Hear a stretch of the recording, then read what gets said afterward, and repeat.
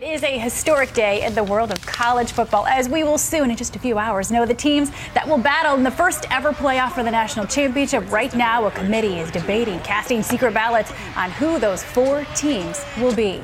This morning, after a weekend of some of the biggest touchdowns. Touchdown! Green to the end zone.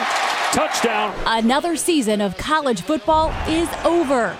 30-0. And now it's Selection Day, with these top teams anxiously awaiting the 12:45 announcement of the 4 schools slated to play in the first ever college football playoff. This selection committee of 12, with members such as former Secretary of State Condoleezza Rice and former Rhodes Scholar and USC Director of Athletics Pat Hayden, watching film and scouring stats here in Selection Central since the start of Conference Championship weekend Friday night. We look a lot of hard data, but then in the end, our votes are somewhat subjective. It's what we believe the best teams are. Some selection criteria includes a team's strength of schedule, head-to-head competition, and comparison of results against common opponents. Just hours ago, Alabama, Oregon, TCU, and Florida State held the top spots, but the committee has the final say in who will compete to raise this new trophy in January. Well, I hope that the majority of college football fans across the country feel like we got it right and understood why we arrived at our top 4 as we did.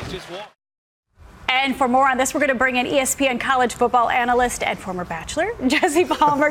Jesse, thanks for joining us this morning. First and foremost, the selection committee, they say this is a subjective process. So who will those 4 teams be? If I was on the selection committee, I would have Alabama 1, Oregon 2, Florida State 3.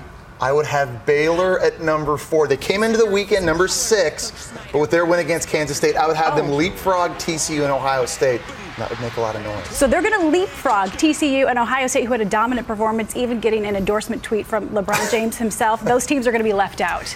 If my predictions hold true, now I don't know if that's going to happen, but if that's the case, TCU and Ohio State, they're going to be upset, and rightfully so. Ohio State won 13 games. They put up 59 points in a conference title game against Wisconsin with their third-string quarterback, and they won the Big Ten championship, but they had the worst loss of the 3 teams we're comparing. They lost to Virginia Tech, and I don't think the Big Ten's as good a conference as the Big 12. TCU, meanwhile, they shared the Big 12 title, with Baylor, but they lost the head-to-head. I think that's going to be big when it comes down to it. But no matter who finishes 5 or 6 after today, they're going to be really upset, and they're going to have reasons. There's going to be a little bit of controversy. Final question for you. Who's going to be hoisting that national championship trophy come January 12th? I think it's going to be Alabama. I think they're the most complete team on offense, defense, and special teams. I think they're the most talented team, top to bottom. They've got a lot of depth, and we're in the midst of a dynasty with head coach Nick Saban. They're looking for their 4th national championship in the last 6 years. Okay, college football fans, send those angry tweets his way, okay? And don't miss the college football playoff selection show